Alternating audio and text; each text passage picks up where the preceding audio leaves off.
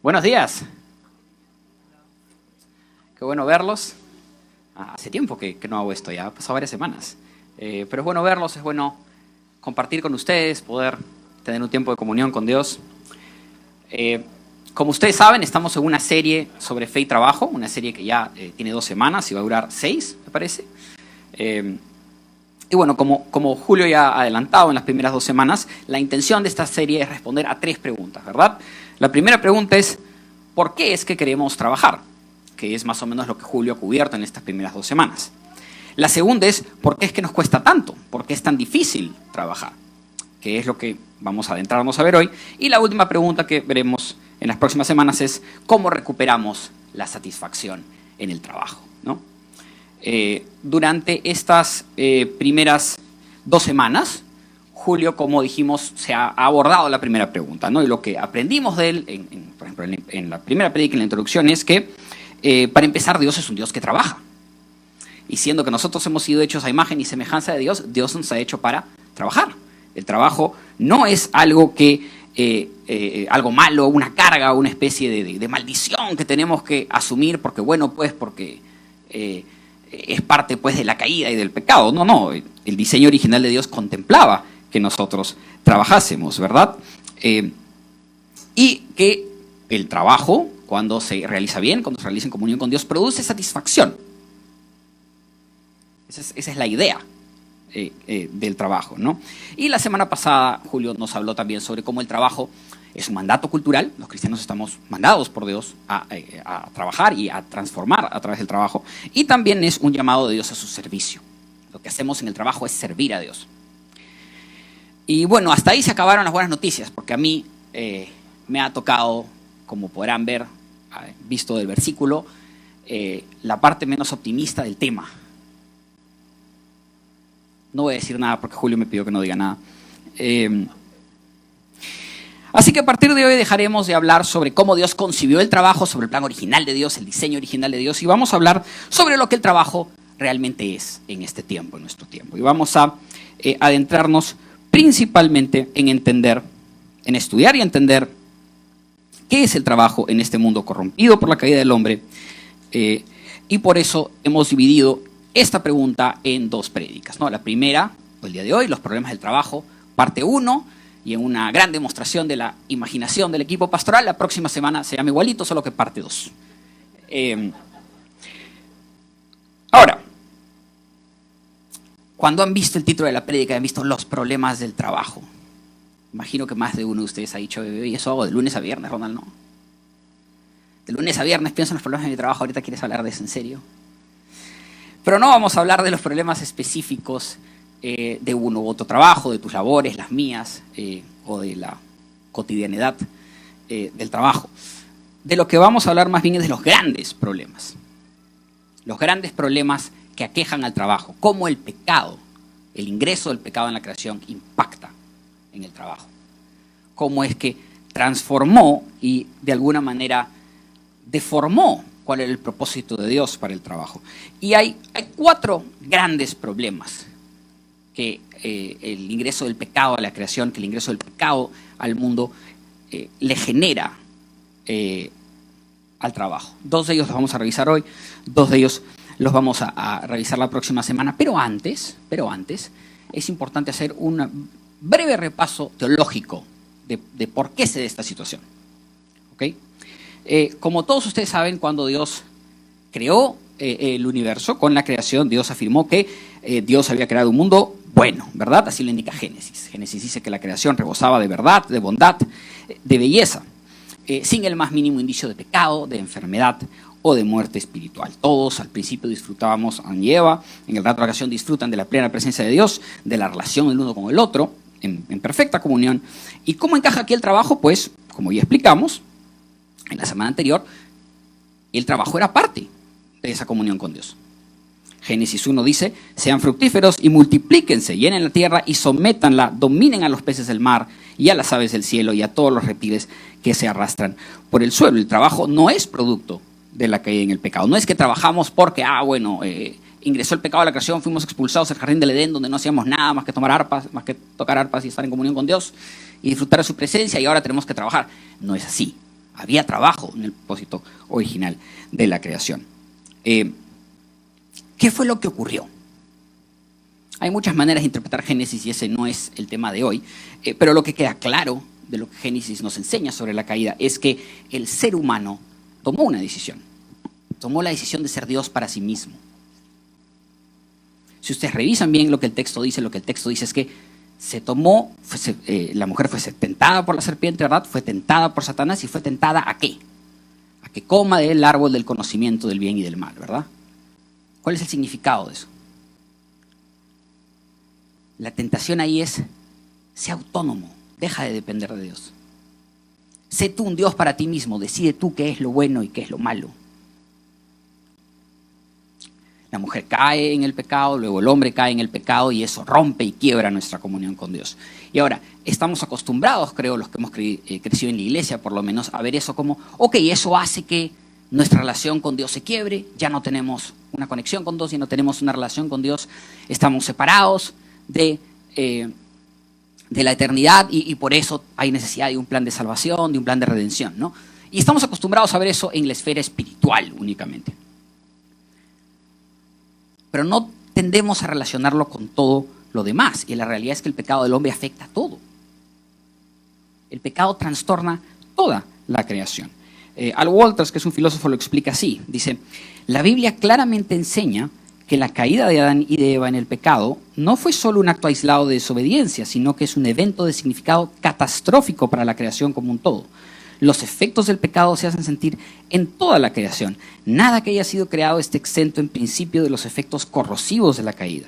Ya sea que consideremos las estructuras sociales, tales como el Estado, o la familia, o las actividades culturales, las artes o la tecnología, o las funciones del cuerpo, tales como la sexualidad o la alimentación, o cualquier cosa dentro de muchas posibilidades de creación, descubrimos que la buena obra del Creador se ha llevado a la esfera de la rebelión contra Dios. Los efectos del pecado no son aislados, no están contenidos, impactan todo. ¿Qué significa eso con el trabajo? El trabajo, en sentido concreto, y si volvemos al versículo original, es maldecido por nuestro pecado. Nuestro propio pecado ha maldecido al trabajo. Y al quedar maldecido nuestro trabajo, hay consecuencias. La primera consecuencia que vamos a ver hoy, vamos a ver 2 hoy y luego vamos a ver las otras 2 la próxima semana, es que al maldecir al trabajo, el trabajo se ha vuelto algo infructuoso. Nuestro trabajo en esta era puede ser infructuoso. ¿Qué significa esto? Si volvemos a ver lo que indica el versículo original Génesis, hay 2 partecitas, hay 2 frases en Génesis 3:19 que son claves, ¿no? En una dice, Dios dice a la mujer, con dolor darás luz a tus hijos. Y en otra le dice al hombre, con el sudor de tu frente conseguirás el pan, ¿no? Con dolor darás salud, con el sudor de tu frente. Bien directo el tema es, ahora el trabajo supone sufrimiento, dolor, dificultad. Lo que antes fue creado para ser fructífero y placentero, ahora cuesta.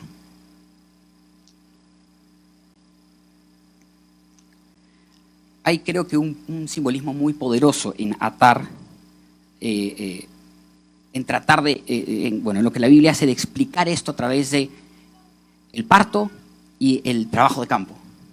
Porque son 2 de las faenas, creo, que más significado tienen. Tener hijos es una de las cosas que más significado nos da. Cualquier persona que es padre probablemente te va a decir que su instinto principal es su familia primero, sus hijos primero.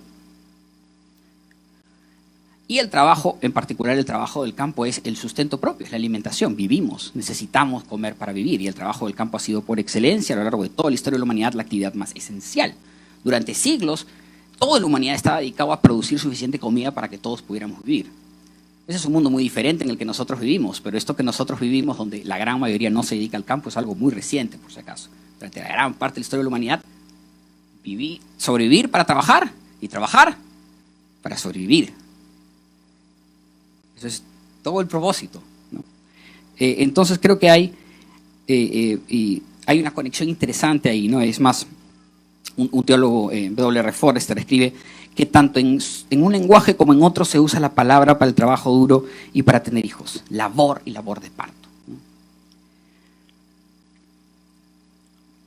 Lo que esto significa entonces es que lo que antes era un tema de propósito y placer se ha vuelto laborioso, ¿no? Creo que todos podemos empatizar con eso, porque creo que todos los que hemos trabajado hemos experimentado lo que es sufrir por el trabajo.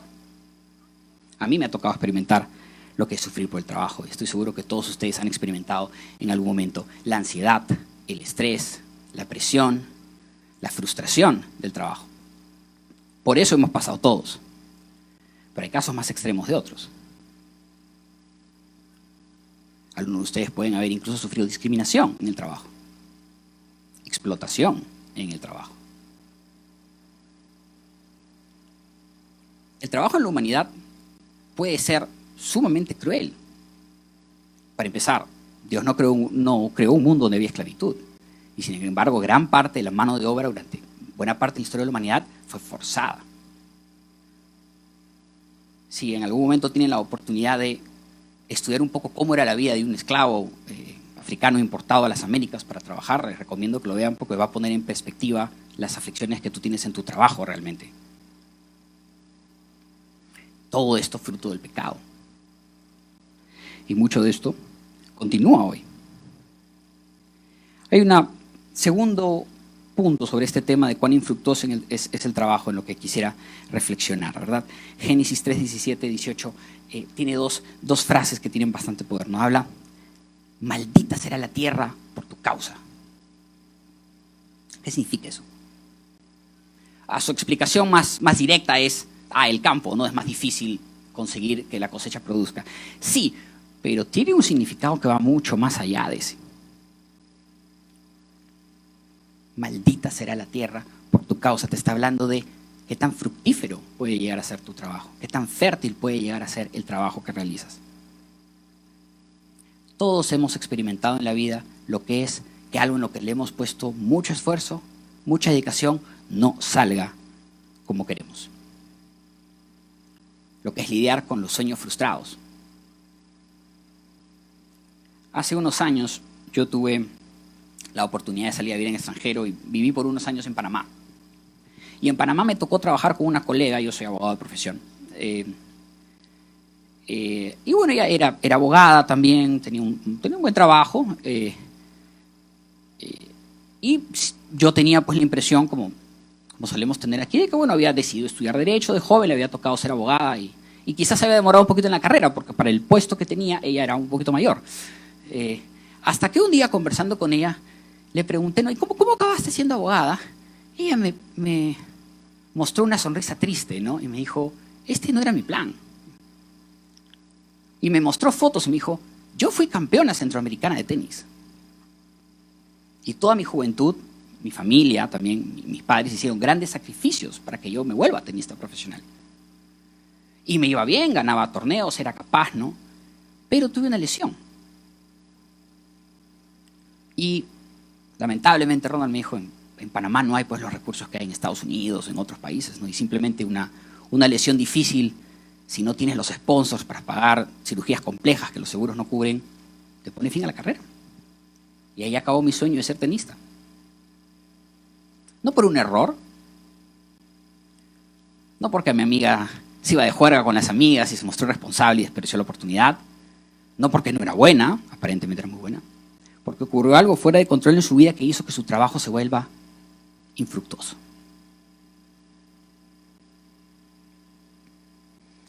Pasa simplemente. En la vida concebiremos mucho más de lo que lograremos, tanto por falta de capacidad como por la resistencia de nuestro entorno y por la manera en que las circunstancias muchas veces conspiran a que las cosas no salgan. Y es importante tener esto en cuenta para nuestro propio trabajo, porque simplemente no todo depende de nuestro nivel de destreza y calidad. A veces simplemente no vas a tener la oportunidad, por razones diferentes. Porque no vas a poder acceder a la educación que hubieras querido tener. Porque sufres de una dolencia, porque te enfermas en un país como los nuestros a veces, donde no hay necesariamente la cobertura o los medios para que puedas manejarla. Porque eres discriminado por el sistema. A veces ocurre también. Hay muchísimas razones que pueden simplemente desbaratar tu trabajo. Pienso en mi propia abuela, la mamá de mi mamá. Yo no sé si conocen un poco la historia de mi mamá, pero mi abuelo, el papá de mi mamá, falleció de forma muy súbita. Y mi abuela, que se había preparado para una vida, de repente se dio con la sorpresa de que tenía 5 hijos, no tenía esposo y tenía que proveer y sostener para ellos. Y durante años, mi abuela trabajó para la Municipalidad de San Isidro en el área de cobranzas. Y tuvo una vida muy diferente de la que pensó que iba a tener y de la que soñó que iba a tener. Cada cierto tiempo almuerzo con mi abuela, no con la frecuencia con la que debería, la verdad, pero siempre le pregunto por esa etapa de su vida, porque caigo en cuenta, sin que sea intencional, sin que sea a propósito, no es que ella me hable específicamente del tema, simplemente me doy cuenta por las cosas que me cuenta, lo difícil que era ser una viuda en los 60s o 70s, lo difícil que era ser una mujer, además, mi abuela ya se entraba en años, pero era una mujer joven, una mujer atractiva, lo difícil que es tener que ganarse la vida sola, vulnerable, en un mundo muy machista. Debe haber sido muy infructuoso, debe haber tenido que lidiar, como dice Génesis 3:18, ¿verdad?, con espinos y cardos. Espinos y cardos. Y aún así, incluso cuando la calidad de tu trabajo es buena, incluso cuando tienes la oportunidad y no te enfermas y las cosas te salen bien y te empieza a ir bien y tienes éxitos, todo se puede barrer de la nada. Todo puede desaparecer por cosas completamente fuera de tu control. Al fin y al cabo, hoy es 11 de septiembre. Todos recordamos qué pasó hace 21 años y lo que significó para mucha gente. No tenemos que pensar en ejemplos tan extremos. Creo que en algún momento yo les he contado esta experiencia personal, pero cuando yo terminé mi carrera, yo ingresé a trabajar como practicante en una empresa muy grande. Y me fue bastante bien. Trabajaba más que nada viendo la parte financiera, empecé de asistente, luego tuve la oportunidad, empecé practicante, luego tuve la oportunidad de ser asistente, luego me dieron una oportunidad para ver algunas cosas en el exterior, fue por eso que estuve en Panamá varios años, ¿no? Y fui creciendo, esta era una empresa muy grande, tenía muchísimos contratos en toda la región. Era un motivo de orgullo profesional y incluso en mi familia, de que yo trabajara ahí, de que me fuera bien ahí, de que estuviera creciendo ahí, ganaba bien. Estuve ahí varios años y luego dejé la empresa para irme a estudiar. Quería hacer mi posgrado, me fui a hacer un posgrado en Estados Unidos, ingresé a las mejores universidades que postulé porque tenía el currículum para hacerlo. Y luego, como parte, a la mitad de la maestría más o menos, empecé a postular a trabajos porque quería tener la experiencia de trabajar en Estados Unidos, ¿no? Y yo veía que muchos de mis compañeros de la maestría tenían problemas para conseguir, no problemas, pero era difícil, era competitivo conseguir un puesto, pero yo sí tuve una oferta.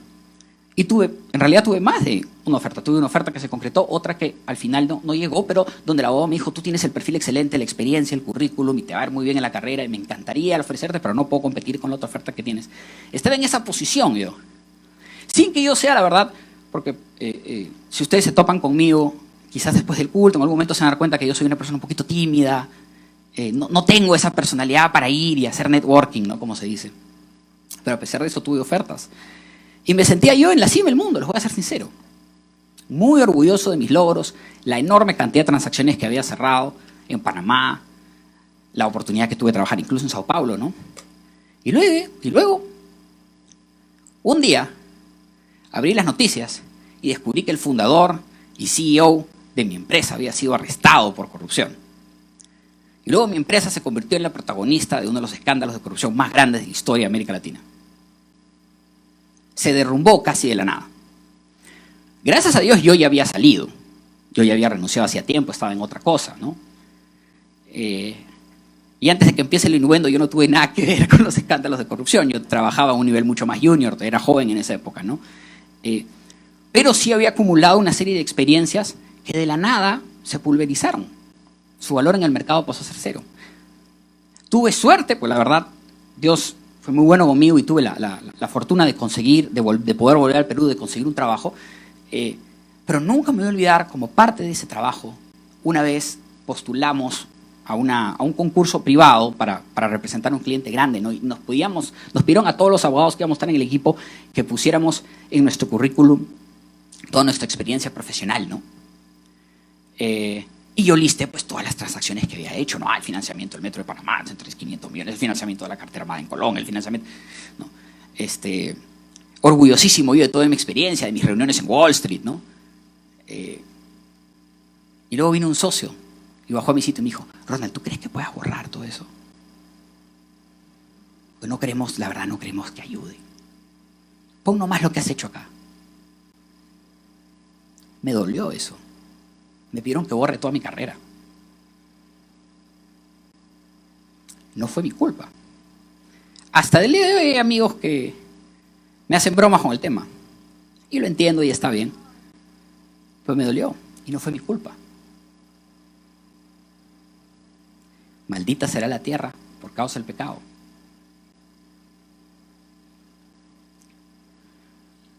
Hay una segunda consecuencia con la que el trabajo ha sido maldecido por causa del pecado. Esta es más profunda. Y es que el trabajo simplemente a veces es fútil. Fútil. Sin sentido. Absurdo. Quisiera compartir con ustedes algo que dice Eclesiastés, capítulo 1, versículos 3 al 11, ¿no? Dice, ¿qué provecho tiene el hombre de todo su trabajo con que se afana debajo del sol? Generación va y generación viene, mas la tierra siempre permanece. Sale el sol y se pone el sol y se apresura a volver al lugar donde se levanta. El viento tira hacia el sur y rodea al norte, va girando de continuo y a sus giros vuelve el viento de nuevo. Los ríos todos van al mar y el mar no se llena, al lugar de donde los ríos vinieron. Allí vuelven para correr de nuevo. Todas las cosas son fatigosas, más de la que el hombre puede expresar. Nunca se sacia el ojo de ver, ni el oído de oír. ¿Qué es lo que fue? Lo mismo que será. ¿Qué es lo que ha sido hecho? Lo mismo que se hará. Y no hay nada nuevo debajo del sol. ¿Hay algo de que se pueda decir, he aquí esto es nuevo? Ya fue en los siglos que nos han precedido. No hay memoria de lo que precedió, ni tampoco de lo que sucederá habrá memoria en lo que será después. Esto parece más existencialismo que cristianismo. Muy lúgubre. Cuando trabajamos queremos hacer un impacto, ¿verdad? Queremos obtener reconocimiento. Queremos logros. Queremos cambiar el mundo. Queremos que se acuerden de nosotros. Pero la realidad es que todo logro que tú puedas tener, la historia eventualmente lo va a borrar. Si yo hago un ejercicio aquí les pregunto a todo el mundo si se acuerdan quién es Steve Jobs, quizá la mayoría se acuerde quién es Steve Jobs. Albert Einstein, sí, se acuerdan, es más o menos reciente. Si les pregunto por Michael Faraday, que hizo todo lo que se necesitaba para esto, voy a ver muchas menos manos levantadas.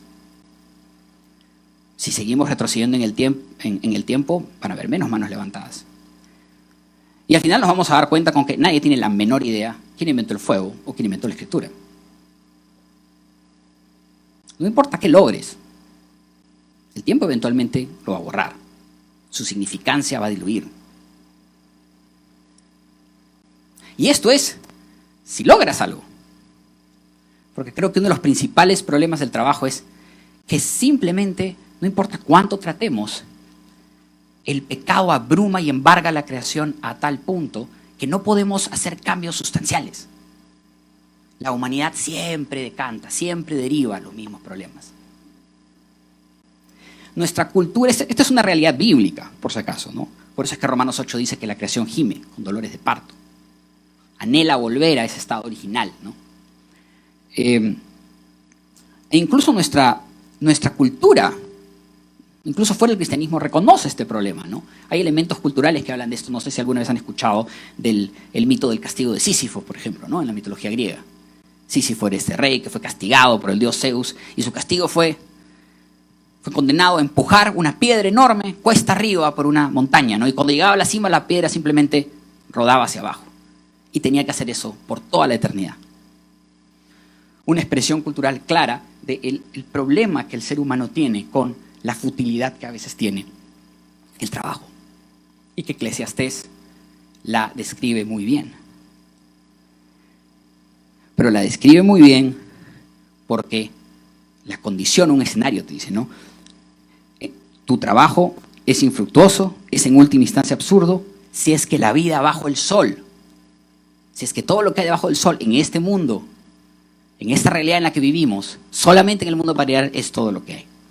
Y es aquí donde empezamos a ser consolados por la esperanza, porque este mundo no es todo lo que hay. Hay más que este mundo. Y la Biblia sí ofrece esperanza para las soluciones a estos problemas. Hay esperanza para el trabajo. La Biblia nos dice que algún día Cristo volverá, que la tierra será recreada, que ya no habrá nunca más muerte, ni dolor, ni tristeza, ni soledad, ni pobreza, que moraremos por siempre en la presencia de Cristo y nunca más tendremos que experimentar las consecuencias del pecado. Nunca más. Incluyendo, por supuesto, las consecuencias del pecado sobre el trabajo. Imagina un mundo donde no hay desempleo. No existen los recortes de personal. No hay jefes abusivos. No hay colegas hostiles. No hay competidores tramposos. Todo lo que haces produce fruto. No hay lesiones que acaben con tu carrera. Imagina ese mundo porque es real. Es el mundo que viene.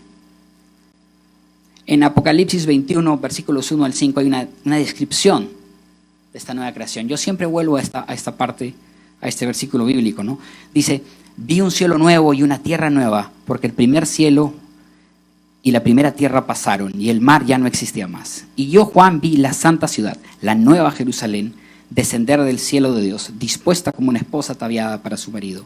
Y oí una gran voz del cielo que decía, he aquí el tabernáculo de Dios con los hombres, y Él morará con ellos, y ellos serán su pueblo. Y Dios mismo estará con ellos como su Dios. Enjugará Dios toda lágrima de los ojos de ellos, y ya no habrá muerte, ni habrá más llanto, ni clamor, ni dolor, porque las primeras cosas pasaron. Y el que estaba sentado en el trono dijo, he aquí, yo hago nuevo todas las cosas. Hay una nueva Jerusalén, una nueva creación, un nuevo mundo que se viene, que pondrá fin a esta infructuosidad, a esta futilidad del trabajo. Y eso es bueno. El tema es cómo reaccionamos a eso. Porque usualmente lo que pasa es cuando los cristianos tomamos conciencia de esto, es que nos vamos hacia uno de dos campos. El primero es el campo del idealismo desmedido. Y el segundo es el campo del cinismo resignado. Yo he tenido oportunidad en mi vida de pertenecer a ambos campos. Primero está el idealismo desmedido, el discurso de yo soy un príncipe de Dios, una princesa de Dios. Dios me va a utilizar para cambiarlo todo. Hay mucho de cierto, dicho sea de paso, en eso. La Biblia sí dice que digamos, venga tu reino, ¿verdad? Hemos hablado de esto antes. Venga tu reino, construyamos, empecemos a construir el reino de Dios. Es verdad. La Biblia dice que hay que amar a los demás. La Biblia dice que ese amor tiene que ofrecer obras concretas. Que hay que bendecir a nuestra comunidad. El problema es que es muy fácil perder de vista cuando entramos en este idealismo, en este quiero construir, quiero cambiar el mundo, quiero ser una influencia para bien. Es muy fácil, porque somos, como hemos dicho antes, fábricas de ídolos, ¿verdad? Convertir a eso en un ídolo. Convertir las metas y las aspiraciones que tienes en un ídolo en sí.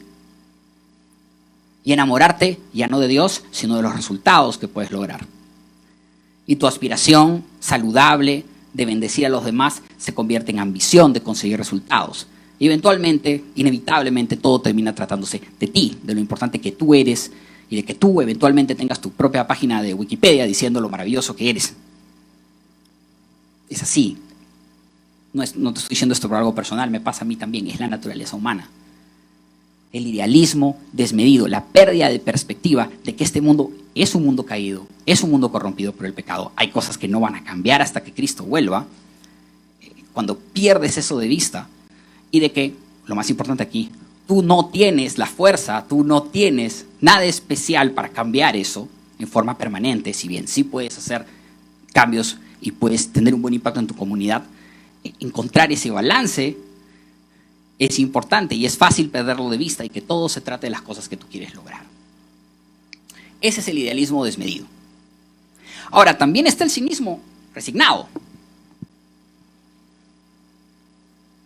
El cinismo resignado que dice, da igual, todo es igual bajo el sol, Ronald. Hay que trabajar nomás para vivir, pagar las cuentas. Y básicamente la comunidad, la ciudad a mi alrededor, no es mi problema, es un mundo caído lleno de pecado. Voy a la iglesia, está con mis amigos. Pero eso no es cristianismo. Eso no es cristianismo. A mí me entristece a veces, sobre todo en el Perú, sobre todo en los últimos años, ver mucho creyente que habla con tanta desesperanza de su país. Tanta rabia, tanta tristeza. Entendible. Dios sabe que hay más que suficientes estímulos para que te sientas así. Pero el problema, hermano, es ¿qué es ser cristiano si no es tener esperanza? ¿Cómo se puede ser cristiano sin tener esperanza? Sí, claro, Ronald, pero mi esperanza es en Cristo, en que algún día Cristo va a volver y todo va a cambiar. La esperanza no funciona así. Dios no es un Dios del futuro, sentado en un trono, esperando a que toque el silbato y el árbitro levante los brazos para entrar y bendecir. No, así no trabaja Dios. Dios es un Dios del hoy. Dios quiere bendecir hoy. Quiere transformar vidas hoy, sanar a personas hoy.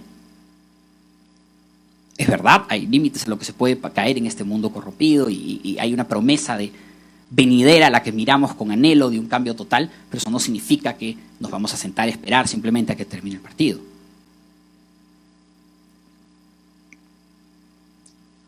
¿Cómo hacemos para encontrar el balance? Yo he perdido el balance. Cuando yo era joven, bueno, todavía soy joven, me queda algo de joven, pero cuando era más joven, cuando estaba en la universidad, a mí me gustaba debatir. Me metí al equipo de debate de la universidad, luego fui entrenador del equipo de debate de la universidad durante varios años. Ese equipo creció bastante, fuimos a competir a Harvard, se volvió un equipo interuniversitario, creció mucho, reclutamos mucha gente. Es un estilo de debate que se llama, a lo mejor has escuchado, modelo de Naciones Unidas. En mi época era pequeño, hoy día ha crecido más, hoy día lo ves hasta en colegios y cosas. Y a mí me gustaba entrenar porque me rodeaba de chicos jóvenes, inteligentes, que tenían curiosidad intelectual, que querían aprender cosas nuevas, que eran competitivos, pero al mismo tiempo tenían un sentido de ciudadanía, ¿no? Porque todos los temas que debatíamos eran temas sobre servicio público, políticas públicas, ¿no? Relaciones internacionales, cosas que tú puedes decir son sustanciales, no son triviales, ¿no? Y en mi juventud de esa época, yo les decía a los chicos que para mí lo que hacíamos, lo que aprendíamos, era parte de cómo yo como creyente veía mi servicio. Y a muchos de ellos los animaba a no dejarlos en el tema del debate, ¿no? Sino que si tienes realmente pasión por los temas públicos, anda, estudia algo, busca una maestría, crece. Algunos de ellos los ayudé. Y les decía, no, para mí esto es espiritualmente importante. ¿Por qué? Por lo que dice Mateo 5. Mateo capítulo 5, versículos 14 al 16, que fueron versículos muy influyentes cuando yo era más joven para mí, ¿no?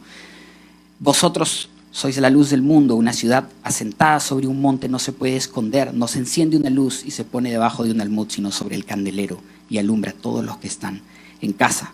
Así alumbre vuestra luz delante de los hombres para que vean vuestras buenas obras y glorifiquen a vuestro Padre que está en los cielos. Esta frase, una ciudad asentada sobre un monte no se puede esconder, influyó mucho en mí cuando yo era más joven. Y solía decirles a los chicos con los que trabajaba, la mayoría de ellos no eran creyentes, no decirles, en la antigüedad una ciudad asentada sobre un monte era lo más seguro. Era muy visible, la podías ver desde lejos y era fácil de defender de saqueos, de ejércitos invasores, porque estaba en una posición ventajosa estratégicamente, ¿no? Entonces cuando la gente iba caminando de un lado a otro, ¿no? Preocupada porque viajar en la antigüedad era un peligro, siempre había ladrones, siempre había peligros, siempre había gente que saqueaba, ¿no? Y decía, para mí mi visión es yo quiero, como creyente, construir esa ciudad que no se puede esconder, una ciudad que todo el mundo vea y donde diga, ay, en esta ciudad hay seguridad, aquí puedo prosperar en paz. Y me acuerdo que cuando dejé de ser entrenador, porque ya me mudé al extranjero, y le hice una carta a la gente que me sucedió, ¿no? Explicándole qué significaba esto para mí. Y muchos me decían, oye, qué bonita visión, ¿no? Y era una bonita visión. Había mucha pose en el tema también. Era joven. Era joven, flaco y arrogante. Dos de esas cosas han cambiado. Cosa curiosa es que muchos de esos chicos hoy día viven en el exterior. La mayoría hizo su carrera, se fue y nunca volvieron a construir la ciudad. O bueno, la construyeron en otro lado, ¿no? No les resiento eso, por supuesto. Cada uno tiene sus metas y sus aspiraciones y eso está bien. Pero a mí me dejó con una sensación de desasosiego, ¿no? De insatisfacción, ver que algo en lo que había invertido mucho tiempo no produjo, ¿no? Y luego, bueno amigos, el púlpito no es lugar para hacer comentario político, pero creo que al margen de lo que piensen y las ideas que cada persona tenga, que hay en nuestro país una sensación de gran insatisfacción por lo que ha pasado en los últimos años, ¿no? De mucha desesperanza, mucho hartazgo. Y yo he sido parte de eso y me he ido al otro bando, al bando del cinismo resignado, ¿no? Nada va a cambiar, todo es terrible. Vayamos a Twitter a hacer memes nomás y reírnos hasta que Cristo vuelva.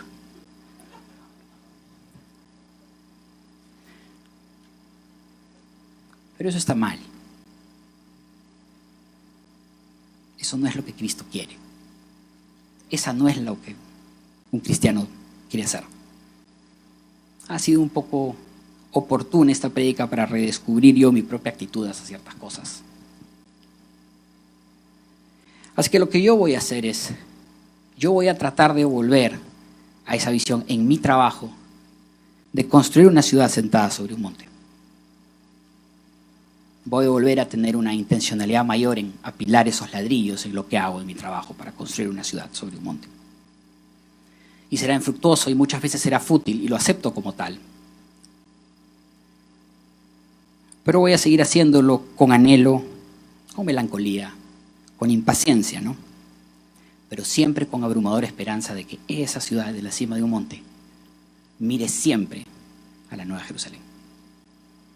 Y los invito a ustedes a hacer lo mismo. Vamos a orar.